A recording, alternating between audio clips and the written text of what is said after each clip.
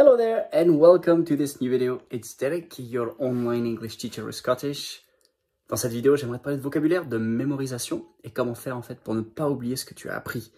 Si c'est un problème auquel tu es souvent confronté, je vais te donner 3 astuces pour pouvoir garder, retention on appelle en anglais, garder ce que tu apprends. Et on va bien sûr tout de suite commencer par le jingle, mais avant le jingle, ça va être like, comment, subscribe, aime cette vidéo, partage cette vidéo et abonne-toi à cette vidéo parce qu'il y aura énormément de contenus encore qui vont arriver dans les semaines et les mois à venir. Alors je te laisse tout de suite faire ça avant, maintenant, now, et ça va être le jingle, let's go!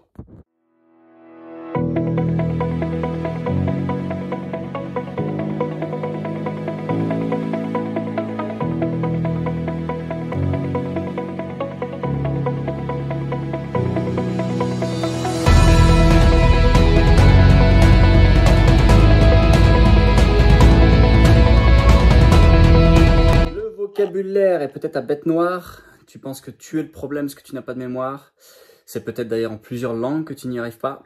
Alors il y a des solutions qui sont pas magiques mais qui vont quand même aider. La première solution c'est ce qu'on appelle la réactivation. La réactivation c'est quoi? En fait, apprendre ne se fait pas en un événement. Apprendre une liste, apprendre du nouveau vocabulaire ne se fait pas en une session. La réactivation en fait c'est une fois que tu les as appris et mémorisé, tu t'es assis, tu as passé 10 minutes, et tu réactives cela 24 heures plus tard, une semaine plus tard, et tu dis, bon, où est-ce que j'en suis sur ce que j'ai appris? Tu réactives. Et ça, en fait, ça à faire très régulièrement. Je te conseille, peut-être tous les 2 jours, d'avoir une séance de réactivation sur des notions, sur du vocabulaire, sur quelque chose que tu as appris, pour justement te permettre d'avoir une meilleure mémoire. Donc la première chose, c'est la réactivation. Number 2.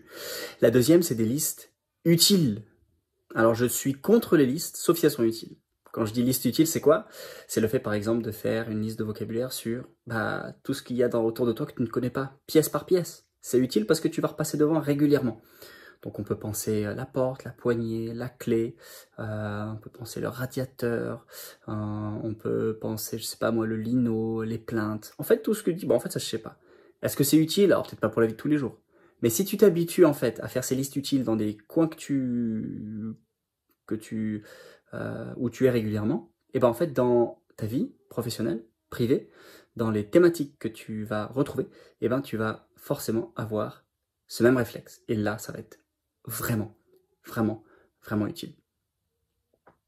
Number 3, troisième astuce pour le vocabulaire et mémoriser, c'est n'attends pas de 100%. C'est vraiment important en fait d'avoir cette attente-là. Parce que si tu t'attends à du 100%, à avoir tout bon, en fait, tu vas vraiment pas réussir. Tu vas être constamment dans la frustration, dans l'échec, dans la déception. Autorise-toi, si jamais tu apprends une dizaine de mots, d'en avoir 2 ou 3 que tu ne connais pas. Sois indulgent, c'est ça que je veux dire. Sois indulgent vis-à-vis de tes attentes pour justement avoir un maximum de bien-être et surtout de performance pour que tu puisses réussir. Donc voilà les 3 astuces. Retention, donc en fait la répétition, la réactivation.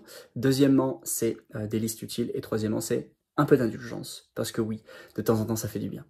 Je t'invite à rejoindre ma masterclass gratuite que j'ai faite pour te permettre de parler anglais couramment en moins de 3 mois. C'est possible, certains ont réussi. Tu peux peut-être voir si tu ferais partie des prochains lauréats. Tu cliques sur le lien dans la description et moi je te retrouve la semaine prochaine. For a new video, I'll speak to you soon. Bye bye.